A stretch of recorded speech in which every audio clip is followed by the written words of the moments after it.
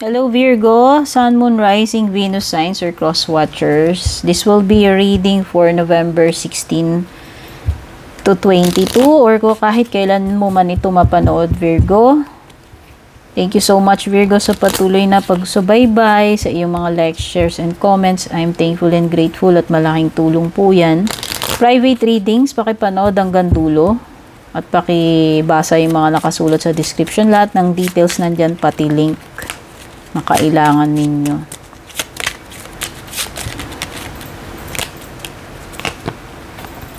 Personal riches, small successes. Wow, Virgo.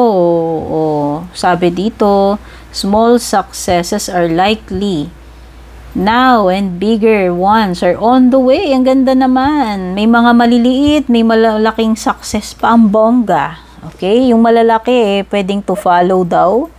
So, hindi lang isa yung success na maaari maranasan mo ngayong 16 to 22 November. Pwede pang may mga OTW or paparating pa na success sa iyo.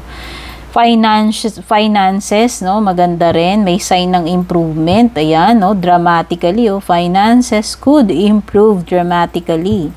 Pero, i-avoid mo daw yung mga get rich schemes, yung mga easy money.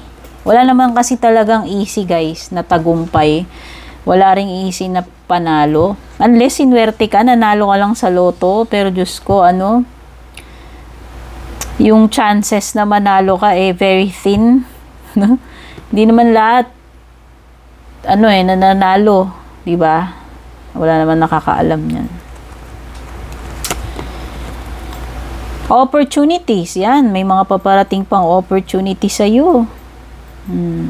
Meron daw importanteng offer na mare-receive ka. So, maging handa ka about this offer. Pwedeng business proposal or sa ina-applyan mo. Hindi ko alam, pero you should dress to impress. So, ibig sabihin, mag-prepare ka para dyan sa opportunity yan, sa offer na yan na paparating sa iyo. Surprise! Ang ganda. Kaya kung merong ditong pagbabago from unpleasant to pleasant, Virgo. Okay? So, nakikita ko nga may dramatic change. Maganda. Take note. Pleasant surprise yung paparating sa iyo. Pwede ka rin daw makareceive ng invitation. Pwedeng itong invitation na to mauwi sa romantic connection. Para sa mga naghahanap, specific yun, para sa mga naghahanap ng romantic connection. Pwedeng merong surprise or opportunity. Meron ka ring reflection. Pwedeng may mga mag-e-end na friendship daw. Ayan.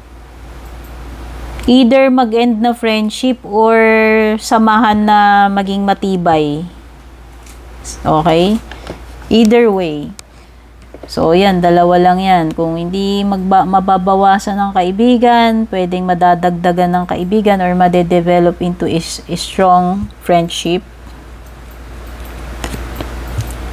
May mga hindi naasahan dito. Ayan, no, may surprise ka na doon. May twist and turns ka pa. So, pwedeng may mga plans na hindi mag-workout. Pwedeng may mga plans na mababaliwala. Kasi merong mga hindi inaasahang mangyayari. Yun yung mga yun yung mga major changes or aberya, sabihin na natin. Mga unexpected. Okay, mga wala sa plano ito. Ito yun. So, make sure daw na makapag-prepare ka bago dumating tong mga upheaval na to. Okay? Ihanda mo na yung sarili mo, mag-recharge ka na. Perseverance. You may feel like you are getting nowhere, but there are wonderful changes ahead. So, ayan, wag kang maburyong agad, Virgo. Wag kang ma-discourage agad. Ayan, wag kang tabangan ka agad kasi hindi mo man napapansin or hindi mo man nafe-feel, no? Parang siguro feeling mo walang pag-usad, walang change. Huwag kang mag-alala kasi OTW na yung magagandang pagbabago sa iyo. Huwag ka lang daw mag-give up. Yun ang pinaka-importante. Tingnan na natin yung love life mo.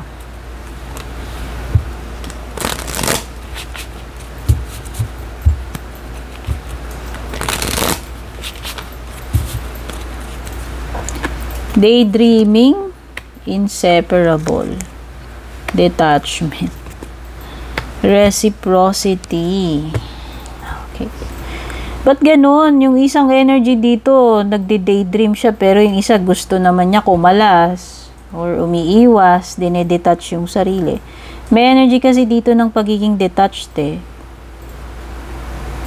Asikasuin muna niya yung sarili niya. Okay. Or maybe hindi kayo magkasama, hindi ko alam, hindi na ba kayo together? Magkalayo ba kayo, LDR? Or meron bang something like disconnected kayo itong mga susunod na araw?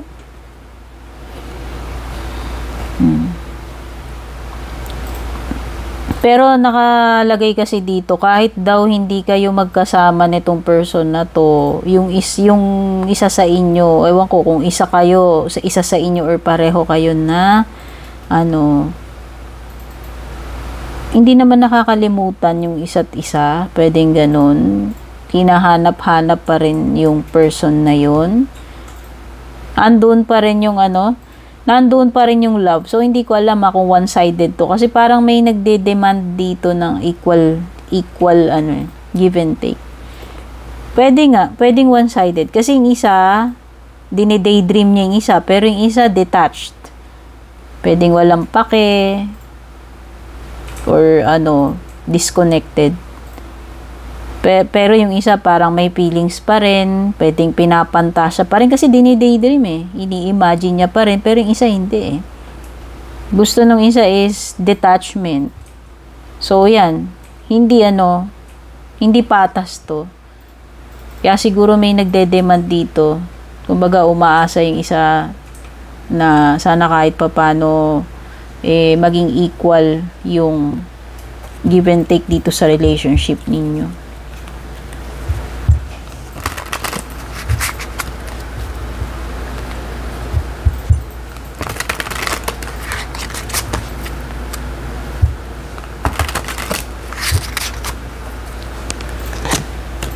Okay, meron kang moon card which is Pisces energy. Pwede may nakakadil kang ganyan o meron kanyan sa chart mo. Meron ka rin ditong Gemini, Libra or Aquarius energy. Meron ka ring World card. Accomplishment tong ganda. Two Pentacles, Earth sign, Taurus, Virgo, Capricorn. Tapos sa bottom ng deck mo is Eight of Cups. Okay. So may pag-detach talaga. So, yan, pwedeng iba dito, may magdi-disconnect, may lalayo, may aalis. May pag-alis eh. Okay? Sa romantic connection man to or sa ibang bagay, merong pag-alis, pagtalikod. Ayan, siguro nga, sa love life mo, kasi meron ditong gusto niyang kumakalas or aalis. I-detach niya yung sarili niya. Pero yung isa parang pa rin, dine-daydream pa rin yung person na to.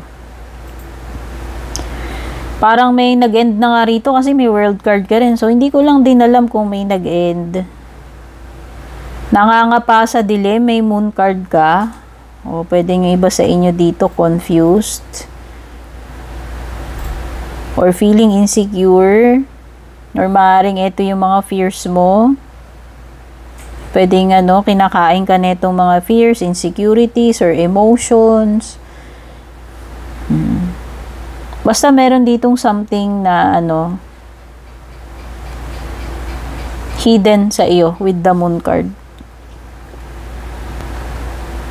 Maybe someone is hiding something from you, kung meron man. May mga nakatago dito sa moon, kumbaga mga palaisipan, misteryo, mga katanungan na hindi pa nasasagot, mga dapat mo pang madiskubre. Okay? Basta may hidden. Huwag kang mag-alala, you have Ace of Swords. So, kung may challenges ka man ma-encounter, ibig lang sabihin no, Ace of Swords, kahit gaano kahirap yung sitwasyon na yan, masosolve pa rin yung challenge na yun. May susi, ayan. Meron kang something na matutuklasan dito, feel ko lang. Kasi itong Moon card, sabi ko, may hidden dito. Pero maa-unlock ni Ace of Swords Kasunod niya yung Ace of Swords. So, expect mo na, Virgo.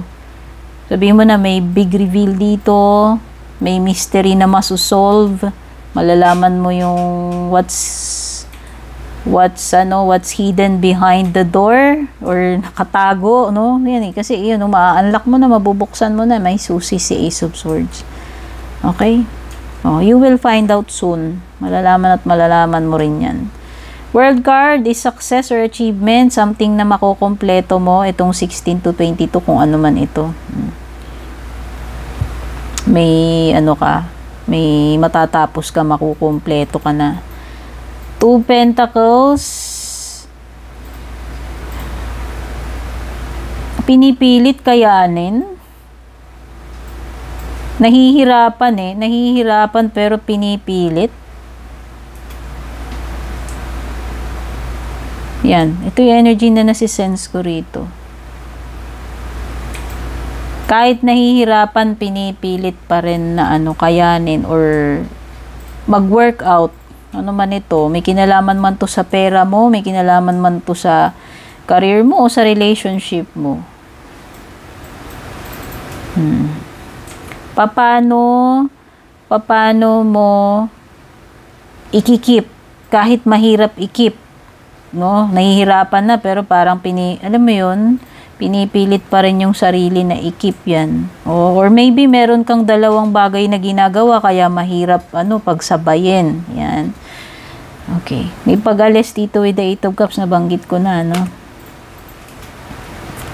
This could be someone leaving you, or this could be you leaving a situation or a connection. So, ayan, Virgo, yan yung mga nakuha ko dito sa reading mo. Saan makatulong sa'yo? Take care, God bless, babush. And kung balak nyo pong mag-book or mag-inquire ng personal readings ko, basahin nyo lamang po itong nakasulat sa screen or yung nakalagay sa description.